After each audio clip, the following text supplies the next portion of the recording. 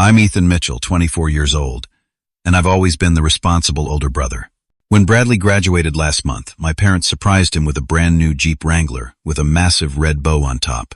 Everyone cheered while I stood in the corner clutching my gift from them, a single lottery ticket in a plain white envelope. The contrast couldn't have been more obvious or painful. Let me tell you how that seemingly worthless piece of paper changed everything. Before I dive into this story, let me know where you're watching from in the comments. Hit that like and subscribe button if you've ever felt overlooked by your family. Trust me, you'll want to stick around to see how this unexpected twist transformed my relationship with my parents forever. Growing up as the firstborn Mitchell child meant one thing: responsibility. From the moment my brother Bradley arrived 3 years after me, the family dynamic was clear. I was expected to set the example, to be mature beyond my years, to never cause trouble. "You're the oldest, Ethan," my father would remind me constantly. "Bradley looks up to you." This mantra followed me throughout my childhood and into my adult years, shaping my identity whether I wanted it to or not. The Mitchell family had its clear roles. My father Richard built his construction business from nothing. He worked 12-hour days, 6 days a week, until his company became one of the most successful in our state. Dad valued hard work, discipline, and results above all else. He wasn't the type to show affection easily, believing that providing financially was how a father showed love. His handshake was firm, his expectations firmer. My mother Diana gave up her teaching career when I was born. She was warm and supportive, but rarely contradicted my father's decisions. She'd often comfort me privately after Dad's criticisms, but never challenged him directly. "Your father just wants what's best for you boys," she'd say, smoothing my hair. His methods might be tough, but his heart is in the right place. I sometimes wondered if she truly believed that, or if it was easier than confronting the inequality. Then there was Bradley, my younger brother. Bradley was everything I wasn't. Naturally athletic, effortlessly charming, the kind of kid who made friends within minutes of meeting someone new. While I struggled with social anxiety and found refuge in books, Bradley collected trophies and popularity like they were baseball cards. I didn't resent him for it. How could I? He never asked to be the golden child, but the contrast in how we were treated was impossible to ignore. When Bradley scored the winning touchdown in his high school championship game, Dad bought him a custom-made jacket and threw a backyard barbecue for 50 people. When I made the dean's list at college, I got a congratulatory phone call and a gift card to a bookstore. The pattern was established early and never wavered. "Bradley's different than you," Mom would explain when I occasionally voiced my frustration. "He needs more encouragement. You're naturally motivated." What she never said, but what I understood all too well, was that Bradley was the son my father always wanted. An athlete, popular, someone who commanded attention when he walked into a room. I was the son he actually got. Studious, reserved, more comfortable with ideas than with people. Despite everything, I loved my brother. When we were alone away from our parents' influence, we got along well. Bradley would come to me for advice about school, about girls, about the future. "You're so smart, Ethan," he'd say with genuine admiration. "I wish I could figure things out like you do." Those moments sustained me, reminding me that beneath the family politics there was a real bond between us. I worked hard throughout high school, earning a partial scholarship to the state university. I took out loans for the rest, insisting on paying my own way despite my parents' ability to help. Something inside me needed to prove I could do it independently. I graduated with honors, immediately enrolled in a master's program, and took a part-time job at a local bookstore to help with expenses. Every achievement felt like another attempt to earn the recognition that came so easily to Bradley. When Bradley earned a football scholarship to our father's alma mater, an expensive private university, Dad nearly burst with pride. "That's my boy," he announced to everyone at the celebration dinner, carrying on the Mitchell legacy. I sat quietly picking at my food, wondering what legacy I was supposed to be part of. 3 years after my own graduation, with my master's degree nearly complete, the family gathered for Bradley's graduation day. I drove to my parents' house the night before, my car packed with the books and research papers I needed to work on over the weekend. Mom hugged me at the door. Dad clapped me on the shoulder with his standard greeting. "How's the job hunt going?"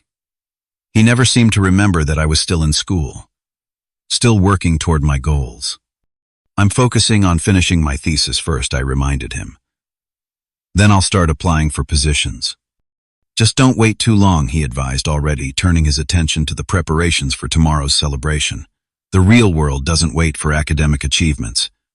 The real world, as if the years I'd spent working and studying simultaneously weren't real enough. I bit back the response that rose to my lips and carried my overnight bag to my old bedroom, now transformed into a shrine to Bradley's athletic accomplishments. Trophies lined the shelves. Photos of him in uniform covered the walls. My academic awards had long since been packed away in the attic. I lay awake that night, staring at the ceiling, surrounded by evidence of my brother's glory. I didn't begrudge him his success. He'd worked hard for it in his own way.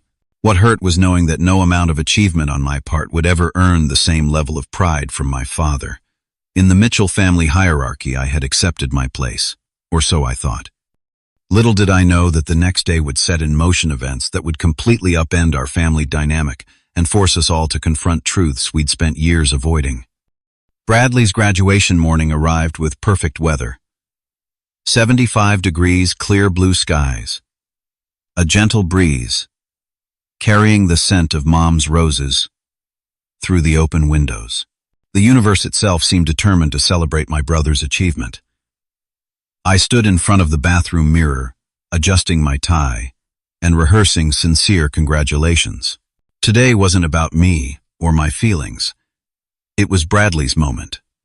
The ceremony itself was predictably long, row after row of black-robed graduates marching across the stage to receive their diplomas. When they called Bradley Mitchell, my parents leapt to their feet, my father whooping so loudly that several people turned to stare. I clapped until my hands hurt, genuinely proud of my brother despite everything. Afterward, we gathered outside for photos. Aunt Susan and Uncle Robert had driven in from Arizona. My cousins Taylor and Marcus came with their spouses. Even my grandmother, who rarely left her assisted living facility, had made the trip. The extended Mitchell clan had assembled in full force. "Let's get one with just the graduate," and his brother Mom directed, ushering me toward Bradley. As we stood side by side, his arm around my shoulders, he whispered, "Thanks for coming, Ethan. It means a lot." "Wouldn't miss it," I replied, and meant it. The real celebration was scheduled for that evening at my parents' house. Mom had been preparing for days. Bradley's favorite foods decorations in his university colors. A professionally printed banner hanging across the back deck. As family members arrived bearing gifts and congratulations, I helped by setting up extra chairs and making sure the coolers stayed stocked with drinks. Around 6:30, after everyone had eaten and the conversation had reached that comfortable lull that follows a good meal, my father stood and tapped his glass with a spoon. "I'd like to make a toast," he announced, his voice carrying across the backyard. "To my son Bradley, who has made his mother and me incredibly proud today." He raised his glass, and everyone followed suit. "Son, your dedication on the field and in the classroom has shown us what you're made of. You're going to do great things." Bradley smiled, accepting the praise with the easy grace that came naturally to him.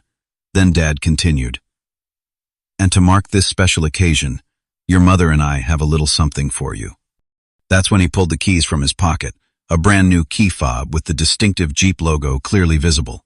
"It's in the driveway," he said, and the entire party surged toward the front of the house, exclaiming in anticipation. There it sat, a gleaming midnight blue Jeep Wrangler with an enormous red bow on the hood. It must have cost at least $40,000, possibly more, with the premium package that was evident from the chrome accents and leather interior visible through the windows. "No way," Bradley shouted, his face lighting up like a child on Christmas morning. "Are you serious?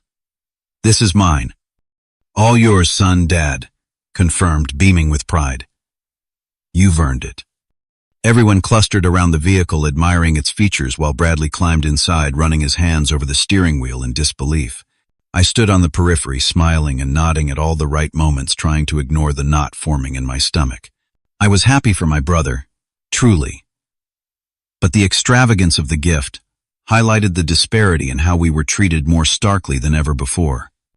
As the excitement began to die down and people drifted back toward the deck, my mother approached me holding a small white envelope.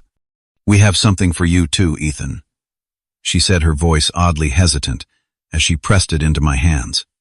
I opened it, expecting perhaps a gift card or a modest check, something practical as their gifts to me usually were.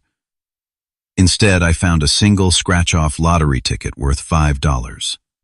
I stared at it, waiting for the punchline for Mom to laugh and produce my real gift, but she simply watched me, a strange expression on her face that I couldn't quite interpret.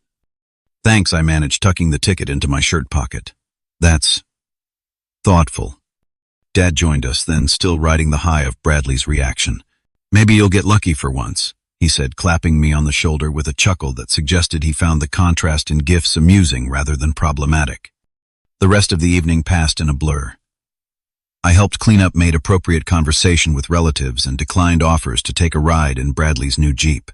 Around 10, I made my excuses and headed back to my apartment, the lottery ticket burning a hole in my pocket.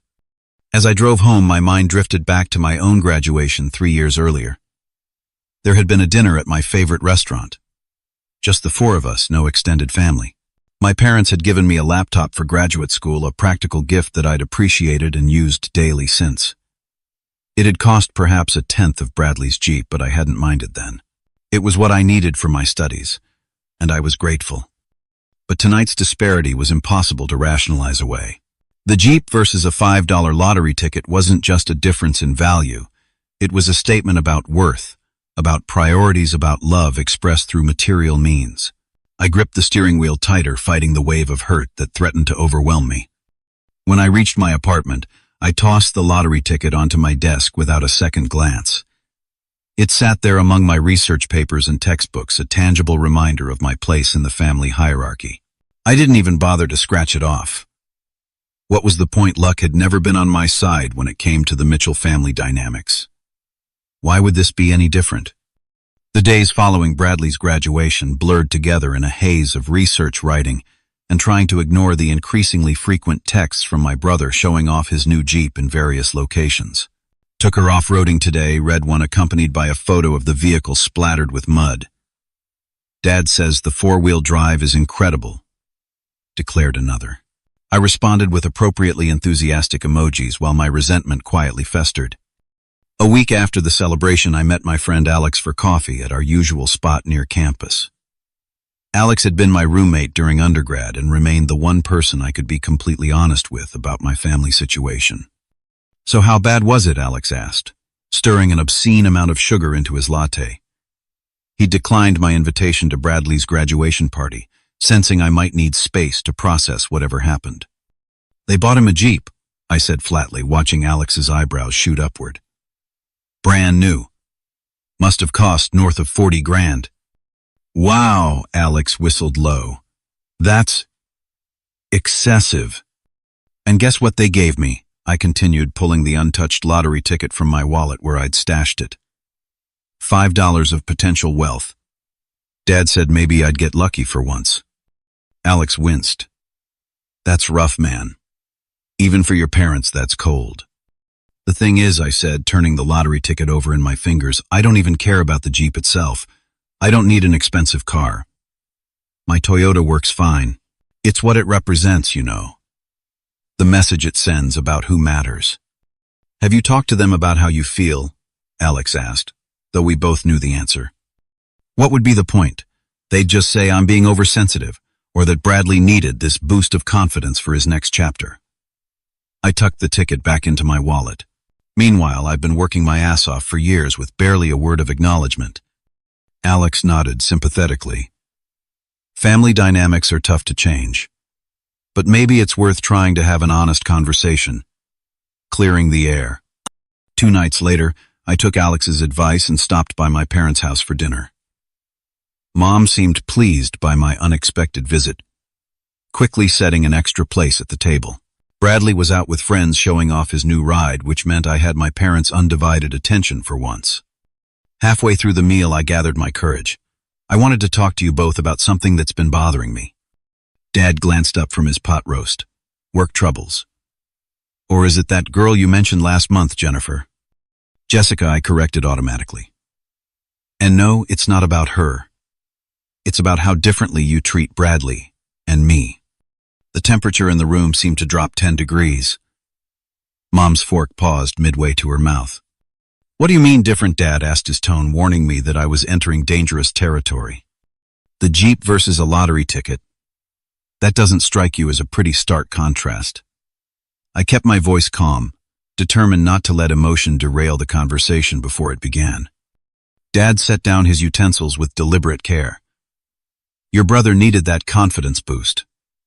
He's entering a competitive job market without the advanced education you've pursued. The Jeep gives him something to be proud of. And what about my confidence? I asked. What about the message it sends when you spend thousands on him and $5 on me? Mom interjected, her voice placating. Honey, we've always given you what you needed. Your laptop for graduate school, your undergraduate textbooks. This isn't about material things, I interrupted. Frustration building despite my efforts to remain calm. It's about feeling valued. About feeling like my achievements matter as much as his touchdowns. You've always been the practical one, Ethan, Dad said dismissively. You don't need the flashy gifts. You're more level-headed than that. And there it was. The familiar deflection. By labeling me as practical, they absolved themselves of having to acknowledge the real issue that in our family, Bradley's accomplishments were celebrated while mine were merely noted. We're proud of both our sons, Mom added, reaching across to pat my hand, just in different ways. The conversation deteriorated from there, with my parents retreating behind platitudes and me growing increasingly frustrated by their inability, or unwillingness, to see the pattern that had defined my entire life. I left earlier than planned, their assurances that they loved us exactly the same ringing hollow in my ears. Over the next few weeks, the distance between us grew. I declined Sunday dinners citing thesis work. I let calls go to voicemail, responding with brief texts hours later. The hurt had calcified into something harder and colder, a protective shell around my heart. The breaking point came during a family gathering for my grandmother's birthday. I arrived late due to a meeting with my thesis advisor and overheard my father in the kitchen talking to Uncle Robert. Bradley's really making his mark at that marketing firm, Dad was saying, his voice swelling with pride. Started 2 weeks ago and already impressing the senior partners. That's my boy, a natural leader. And how's Ethan doing? Uncle Robert asked. Still in school, right? There was a slight pause before Dad replied, Ethan. Always got his head in the clouds. Books and theories, you know. Hopefully he'll figure out how to translate all that education into something practical eventually. I stood frozen in the hallway, the dismissive assessment of my life choices hitting me like a physical blow. After all the years of work, the scholarships, the academic recognition, the multiple part-time jobs to minimize loans, this was how my father viewed me. Not as someone to be proud of, but as someone who needed to prove himself still. In that moment, something shifted inside me. The need for their approval, which had driven me for so long, began to loosen its grip. I realized with sudden clarity that I might never receive the validation I'd been seeking from my parents, particularly from my father. And maybe, just maybe, I needed to stop organizing my life around earning it. I slipped away before anyone noticed me driving back to my apartment, in a strange state of emotional numbness. As I tossed my keys onto the kitchen counter, I made a decision. Once I completed my master's program next month, I would look for jobs in other states. Create some distance. Build a life defined by my own values rather than constantly measuring myself against Bradley and coming up short in my parents' eyes.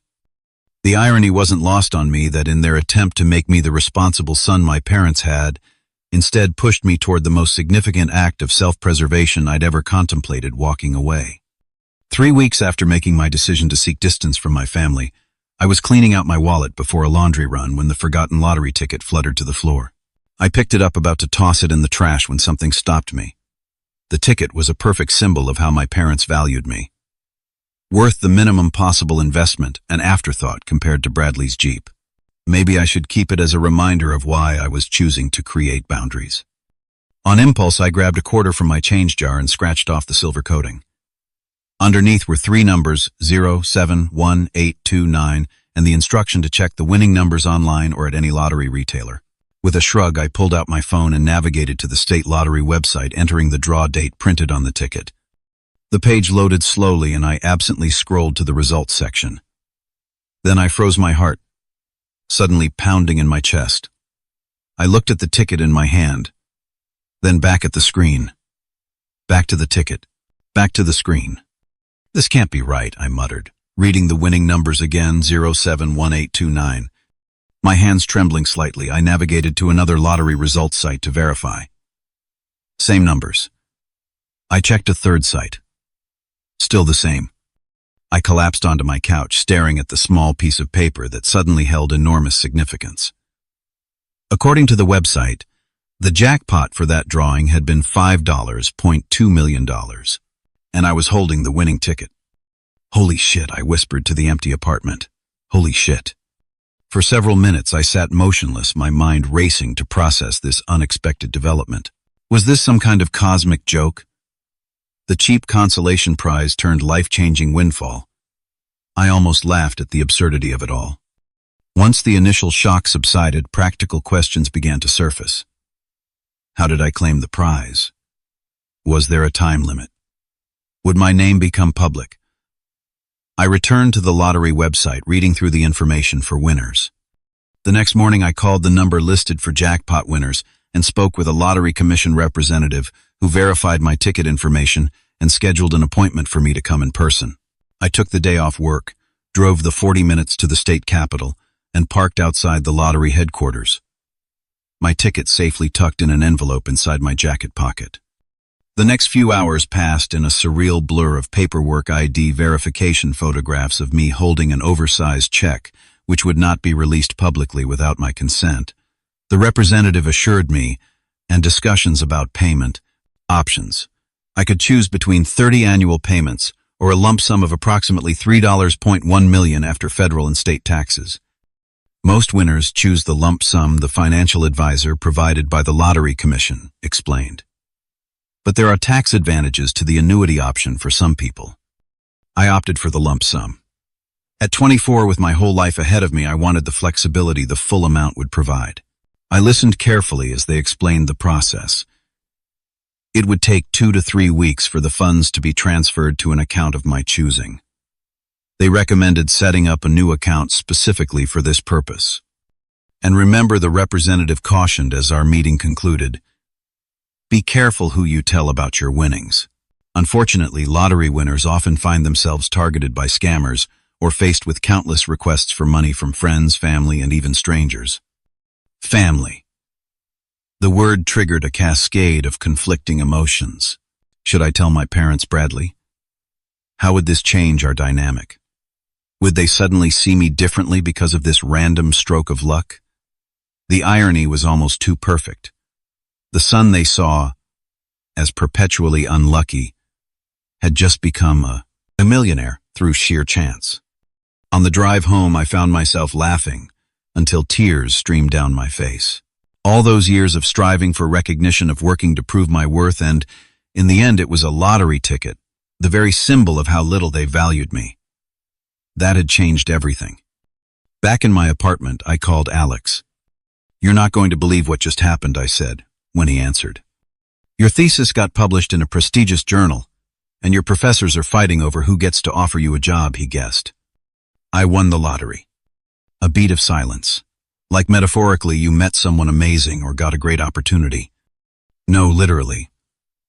That $5 ticket my parents gave me for Bradley's graduation, it hit the jackpot. Another pause, longer this time. You're serious right now. Dead serious. 3.1 million, after taxes.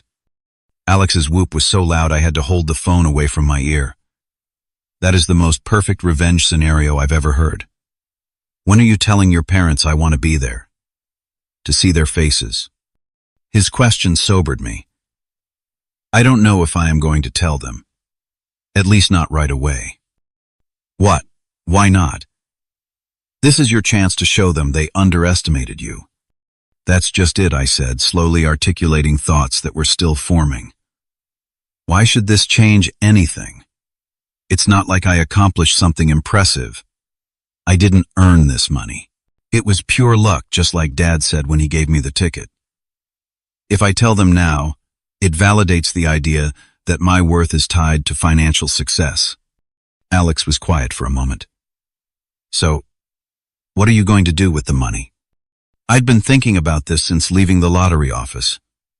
First, pay off my student loans.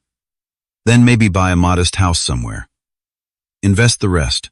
Live normally but without financial stress hanging over me. Finish my degree.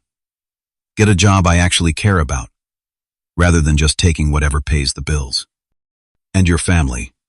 I don't know yet, I admitted. Part of me wants to show up at their house in a luxury car with the oversized check just to see their reactions. But another part thinks this might be my chance to break the cycle. To stop needing their validation altogether. After hanging up with Alex, I spent hours researching financial advisors, investment strategies, and the psychology of sudden wealth. I learned about lottery curse stories, winners who lost everything through poor decisions or became estranged from loved ones. I was determined not to become a statistic. 2 weeks later, I received notification that the funds had been transferred to my new account. Seeing the balance, $3,107,429.18, made the situation finally feel real. That afternoon, I paid off my student loans with a few clicks, $42,863 gone, just like that. The freedom from that debt alone was life-changing. The following day, I contacted a real estate agent and began looking at modest homes in nice neighborhoods. Nothing flashy. Nothing that screamed lottery winner. Just a comfortable place with good bones and room for a proper home office. I also met with a certified financial planner who helped me develop a conservative investment strategy focused on long-term growth. All the while, I maintained my normal routine, attending classes, working on my thesis, showing up for shifts at the bookstore. I told no one except Alex about my windfall, not even my thesis advisor, when she asked if I'd considered applying for an extension due to financial constraints. I've got it handled, I told her with a small smile. And for the first time in my adult life, I truly did. But as the weeks passed, the question of my family loomed larger. Was I avoiding telling them out of spite? Or was I genuinely trying to establish my independence from their perceptions? The boundary between the two motivations blurred more each day, and I found myself no closer to an answer. Then fate, which had already intervened so dramatically with the lottery ticket, decided to force my hand once again. A month after claiming my lottery winnings, I'd settled into a strange double life. On the surface, I was the same Ethan Mitchell, graduate student, part-time bookstore employee, older brother to Golden Boy Bradley. But beneath that familiar exterior, everything had changed. I'd quietly purchased a comfortable 3-bedroom house in a nice neighborhood 15 minutes from campus.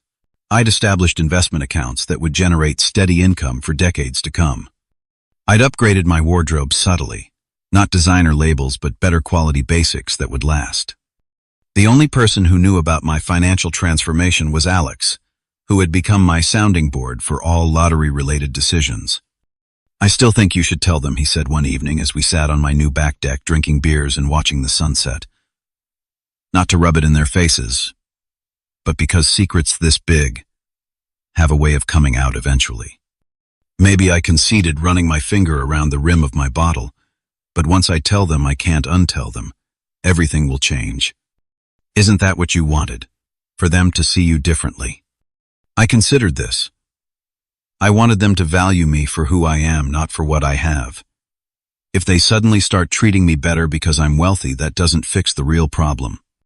Alex leaned back in his chair. So what's your long-term plan? Never tell them.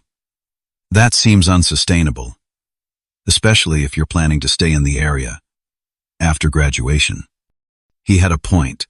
I'd been so focused on the immediate decisions, claiming the prize, setting up accounts, buying a house, that I hadn't fully thought through the long-term implications of keeping my windfall secret from my family. The next day, I scheduled a meeting with a different kind of professional, a therapist specializing in family dynamics. Dr. Lynette Jenkins listened carefully as I explained my situation, occasionally nodding or jotting notes, but mostly just letting me talk through the complicated emotions surrounding my family and the lottery win. It sounds like you're afraid that telling your family about the money will either reinforce unhealthy patterns or create new problems, she summarized when I'd finished. That's a valid concern. Sudden wealth often amplifies existing relationship dynamics rather than changing them. So what should I do, I asked, hoping for a clear directive. Dr. Jenkins smiled gently. I can't tell you what to do, Ethan, but I can help you clarify what you value and what kind of relationship you want with your family moving forward. The lottery win has given you financial freedom, but it's also created an opportunity to redefine these relationships on your terms. Over the next few weeks, our sessions helped me recognize patterns I'd never consciously acknowledged. How I'd internalized my father's conditional approval. How I measured my worth through achievement. How I simultaneously resented and emulated my parents' values. The money hadn't created these issues, but it had brought them into sharp relief. Meanwhile, I continued my house hunting efforts, working with a realtor to find the perfect property. On a Saturday morning in early June, we were scheduled to view a promising Cape Cod-style home in a quiet neighborhood known for its excellent schools and community feel. As I pulled into the driveway behind my realtor's car, another vehicle caught my eye. A midnight blue Jeep Wrangler parked across the street. My stomach dropped. It couldn't be. What would Bradley be doing in this neighborhood? But as I stepped out of my car, my brother emerged from the Jeep, looking equally surprised to see me. Ethan, what are you doing here? He called, crossing the street toward me. I could ask you the same thing, I replied, my mind racing to construct a plausible explanation for why I'd be looking at houses well above my apparent pay grade. I'm meeting a friend who lives down the block, Bradley said, gesturing vaguely. We're heading to a pickup game at the park. But seriously, are you house hunting? I thought you were still in that apartment near campus. My realtor saved me from having to answer immediately, approaching with an extended hand. You must be Ethan's brother. I'm Cynthia Roberts.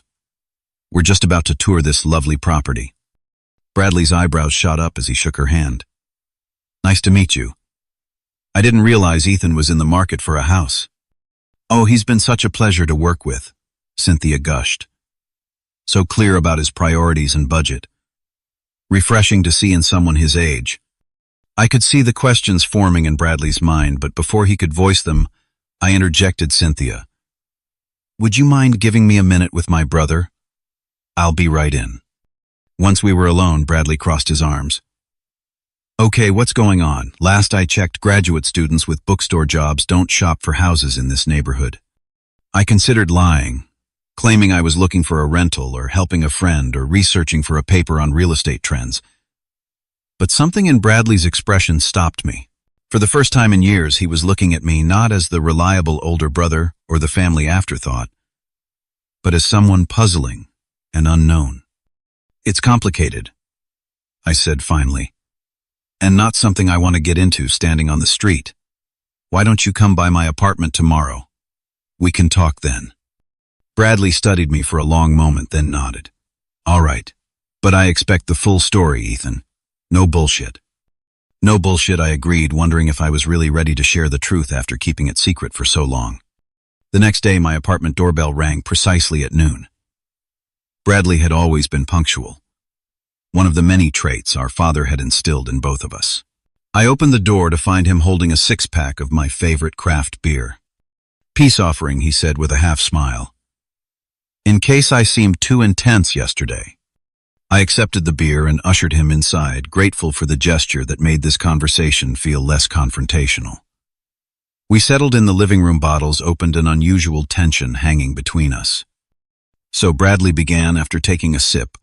Want to tell me why you're suddenly house hunting in neighborhoods where the starting price is 3 times what you make in a year? I took a deep breath. This was it. The moment of truth, quite literally. Remember that lottery ticket Mom and Dad gave me at your graduation party? Bradley winced slightly. Yeah, that was pretty rough. I told them it seemed insulting compared to the Jeep, but they said you'd understand it was just a token that you're not into material things like I am. The casual revelation that he'd tried to advocate for me caught me off guard. You said that to them. Of course I did. Bradley looked genuinely surprised by my reaction. Ethan, I know how they treat us differently. I'm not blind. This was not how I'd expected the conversation to go. Well, that token turned out to be worth a bit more than $5. Bradley's eyes widened. You won something. Like $50. More like 5 million. 3.1 after taxes. The beer bottle slipped from Bradley's fingers and he barely caught it before it spilled on my carpet. You're fucking kidding me.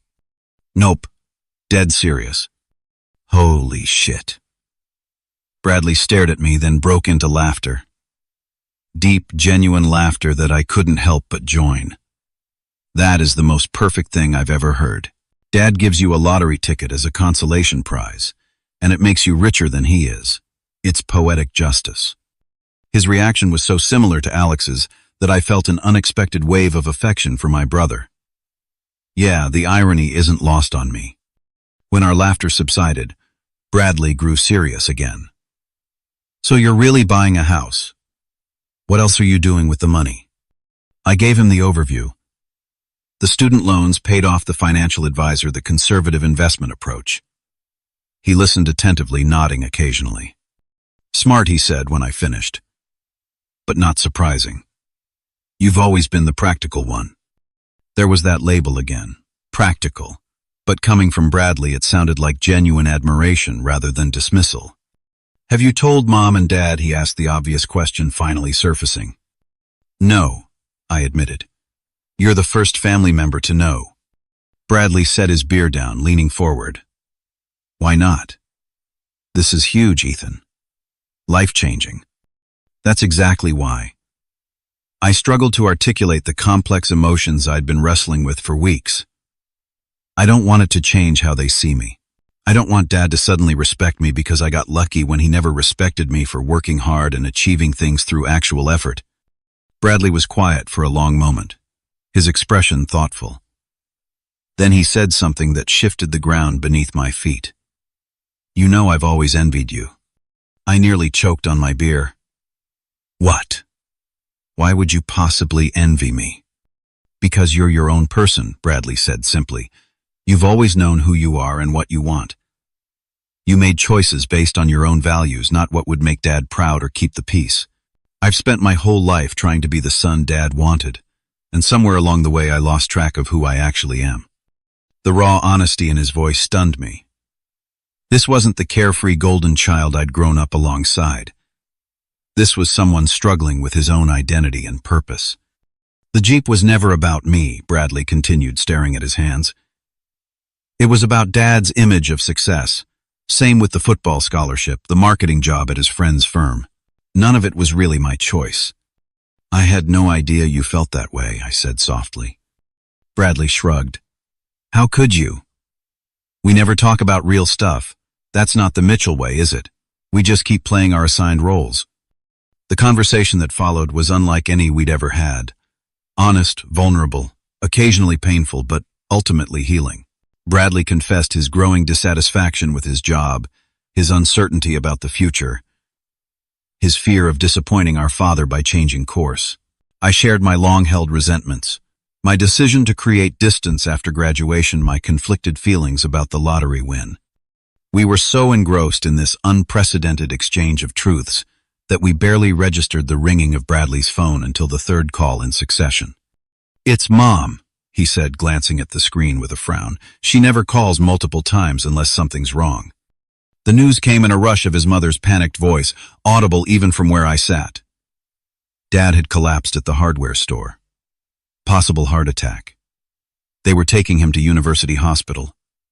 Come quickly. Our personal revelations forgotten, we grabbed our keys and headed for the door. The lottery secret and family dynamics suddenly insignificant in the face of potential tragedy. The hospital waiting room was a study in institutional blandness. Beige walls, blue vinyl chairs, fluorescent lights that cast everyone in a sickly pallor. Mom sat with her hands clutched around a paper cup of untouched coffee, her normally perfect makeup smudged from wiping away tears. She rose when she saw us embracing Bradley first, then me, her body trembling slightly. "They're running tests," she explained, in a voice that struggled for composure. "The doctor said it appears to be a mild heart attack. They'll know more soon." Bradley took charge immediately, asking practical questions about symptoms and timing while I guided Mom back to her seat, noticing how small she suddenly seemed. In crisis, we reverted to our established roles without conscious thought. Bradley, the charismatic leader, me, the quiet supporter. He was at Ferguson's Hardware, Mom explained, picking up supplies for the deck project. One minute he was arguing with the sales clerk about lumber quality. The next he was on the floor. "Thank God, mister." Ferguson recognized the signs and called an ambulance right away. The irony wasn't lost on me that Dad had been in the middle of an argument when his heart protested. Richard Mitchell had always been a man who demanded perfection from his sons and from everyone he encountered. Perhaps his body had finally had enough of the constant pressure. A doctor appeared, then clipboard in hand, asking for the Mitchell family. We gathered around her as she explained that Dad had indeed suffered a mild myocardial infarction, a heart attack, but had reached the hospital quickly enough that the damage was minimal. "He'll need to make some lifestyle changes," the doctor advised. "Reduce stress, improve his diet, begin a monitored exercise program. But with proper care, there's no reason he can't make a full recovery." Relief washed over us in a palpable wave. The doctor led us to Dad's room, cautioning that he needed rest, but could have a brief visit. He looked unnervingly vulnerable in the hospital bed, attached to monitors, his usual commanding presence, diminished by the medical setting. "Don't all look so worried," he grumbled when he saw our faces. "Doctor says I'll be fine. Just a warning shot across the bow." Mom moved to his bedside, taking his hand. "You scared us, Richard." "Scared myself," he admitted, a rare acknowledgement of vulnerability. "One minute I'm telling that idiot clerk that the lumber was warped, the next. Nothing." The doctor had recommended keeping the visit short, so after a few minutes of reassurance, Bradley and I stepped out to give our parents some privacy. We found ourselves in the hospital cafeteria, mechanically selecting sandwiches. Neither of us really wanted the morning's revelations overshadowed by the medical emergency. "Dad's mortality check," Bradley said quietly as we sat at a corner table. "That's what my basketball coach used to call these kinds of scares. Moments that remind you life is finite." I nodded, pushing my sandwich aside. "Changes your perspective." Speaking of perspective, Bradley hesitated, then continued.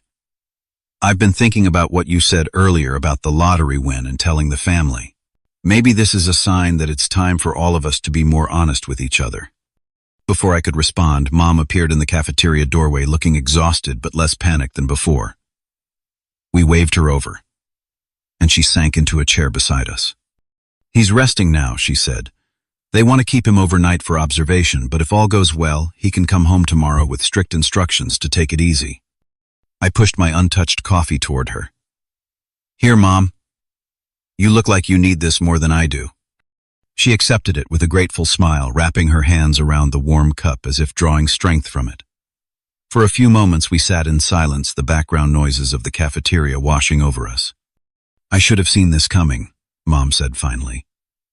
"Your father has been pushing himself too hard for years. Always.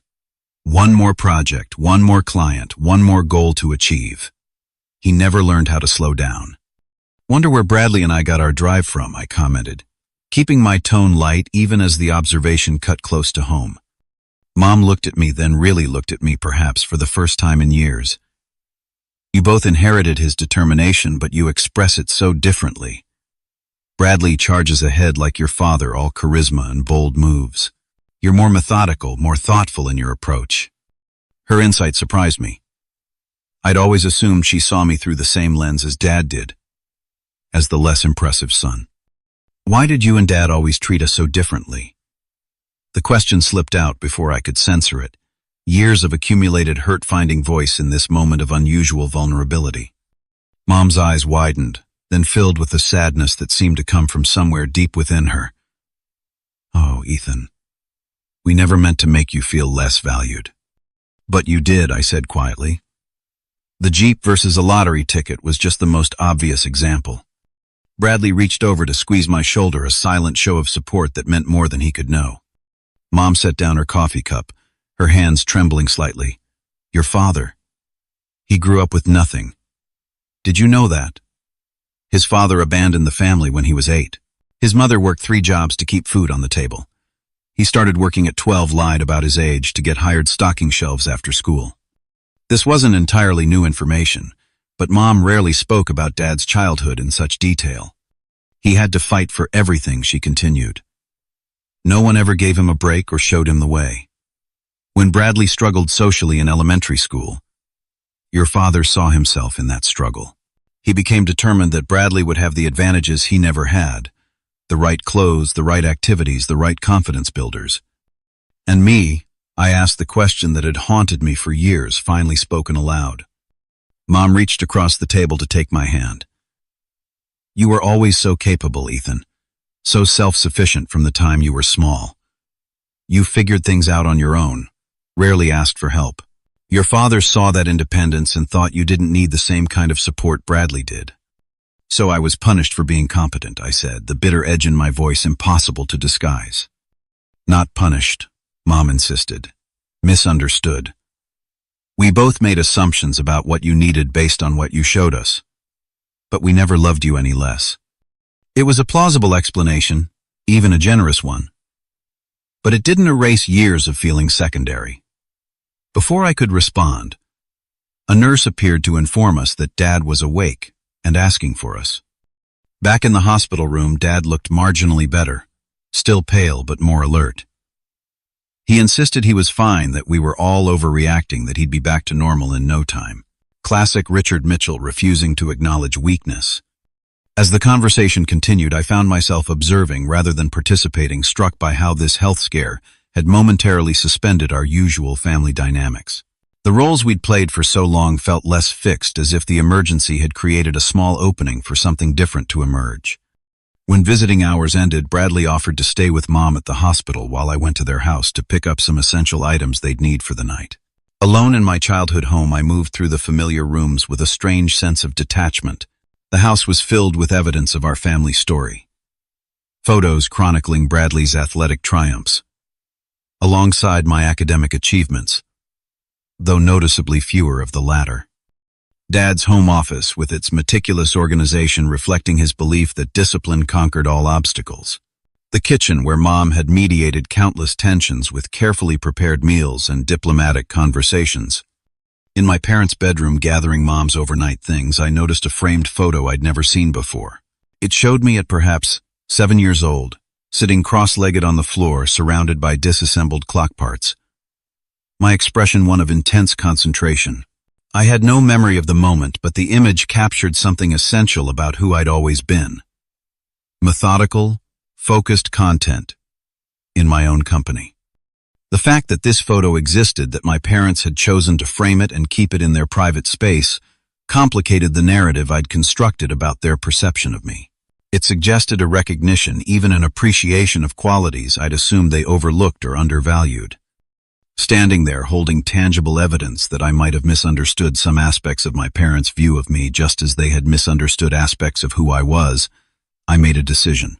It was time to stop hiding, to stop withholding parts of myself, out of fear or resentment. Dad's heart attack had shown how quickly life could change, how precious time with family truly was, despite all complications and imperfections. When I returned to the hospital with the requested items, I pulled Bradley aside in the hallway. "I'm going to tell them about the lottery," I said quietly. "Not today, obviously, but soon, when Dad's recovered enough. And I have an idea I want to run by you first." In the days that followed, as Dad began his recovery at home under Mom's watchful care, Bradley and I had several long conversations about the future, both our individual paths and our family's octar. The heart attack had created a moment of reckoning for all of us, an opportunity to examine patterns that had gone unquestioned for too long. The truth, when finally shared 2 weeks later over a quiet dinner at my parents' house, landed with the expected shock and disbelief, followed by questions about logistics and plans. But the lottery revelation became secondary to the more important truths that emerged that evening. About expectations and perceptions, about the gap between intention and impact. About the ways we had all contributed to a family dynamic that no longer served any of us well. "I never meant to make you feel less important, Dad," said the hospital scare, having softened some of his usual defenses. "I just thought you had everything figured out. You never seemed to need me the way Bradley did." "I needed you," I replied simply. "Just not for the things you were looking for. Not for sports victories or social validation. I needed you to see me for who I actually am, not who you wished I was." It wasn't a perfect conversation. Decades of established patterns couldn't be undone in a single evening. But it was a beginning, an opening of doors that had been closed for too long. And in that opening lay the possibility of a different kind of relationship, one based on mutual understanding rather than unexamined assumptions. The lottery win, which had once seemed like the perfect revenge fantasy, had become something else entirely. A catalyst for honest communication, for reassessing what truly mattered in our relationships with one another. "So what are you planning to do with the money?" Dad asked, eventually his tone suggesting he was already formulating investment advice. I exchanged a glance with Bradley, who nodded encouragingly. "Actually, I said I have a proposition for all of us." 6 months after Dad's heart attack, the Mitchell family gathered at the grand opening of Bridgeway Books and Cafe, our new family business venture housed in a beautifully renovated Victorian building in the heart of downtown. The bookstore occupied the main floor with a cozy cafe space serving locally roasted coffee and artisanal pastries. The upper level had been converted into offices, one for me to manage the bookstore operations, one for Bradley to handle marketing and events, and a smaller space for Dad to consult on business strategy for limited hours each week, respecting his doctor's orders to reduce stress. The journey to this moment had been neither simple nor smooth. When I first proposed using some of my lottery winnings to establish a family business that would incorporate all our strengths, the reactions had been predictably mixed. Dad was initially skeptical, struggling with the idea of his son financing a venture rather than the other way around. Mom was concerned about Dad's health and whether a new business would create more stress. Bradley was enthusiastic but unsure if he could actually contribute meaningful skills. What made the difference was my approach. Rather than presenting the idea as a fully formed plan that needed their approval, I framed it as a genuine collaboration that would draw on each family member's unique strengths. For Dad, it offered a way to share his business acumen without the full weight of ownership. For Bradley, it provided a creative outlet for his marketing talents and social skills. For Mom, who had quietly mentioned missing her teaching days, the bookstore included a children's section where she could host reading hours and educational events. And for me, it represented everything I'd always sought. Meaningful work connected to my passion for literature, recognition of my organizational abilities. And most importantly, a family dynamic based on mutual respect rather than hierarchical judgment. The path to opening day had included countless meetings, occasional heated arguments, compromises on all sides, and ultimately, a business plan we all believed in. I had insisted on several non-negotiable conditions. The business would be structured as a true partnership, despite my financial contribution. Major decisions would require consensus, and most importantly, our family relationships would take precedence over business disagreements. "I can't believe how many people showed up," Bradley commented, surveying the crowded store with satisfaction. He had orchestrated a marketing campaign that perfectly balanced sophistication with community appeal, resulting in coverage from local media and strong social media engagement. "Your promotional strategy worked beautifully." I acknowledged, genuinely impressed by my brother's talent for connecting with people. In the months we'd spent developing the business, I'd gained a new appreciation for skills I'd previously dismissed as merely being popular. Dad joined us, moving more slowly than before his heart attack, but with healthy color in his face. The cardiac rehabilitation program, combined with a complete lifestyle overhaul, had restored much of his vitality, though he complained regularly about Mom's enforcement of his heart-healthy diet. "The financial projections we developed are holding true so far," he noted with satisfaction. "First-day sales are exceeding expectations by approximately 12%. I smiled at his characteristic focus on metrics. Some things hadn't changed, and didn't need to. Dad's attention to financial details complemented my focus on operational efficiency and Bradley's creativity. Together we made a surprisingly effective team. Mom approached with a tray of miniature pastries from the cafe, offering them to nearby customers. The children's corner is packed for story time, she reported happily. We might need to consider additional seating there if this level of interest continues. As I watched my family move through the space we'd created together, I was struck by how differently we all experienced this shared success. For Dad, it was about building something sustainable, proving the business model sound. For Bradley, it was the thrill of seeing his marketing concepts materialize in real-time engagement. For Mom, it was reconnecting with her passion for encouraging young readers. And for me, it was witnessing this new family dynamic in action.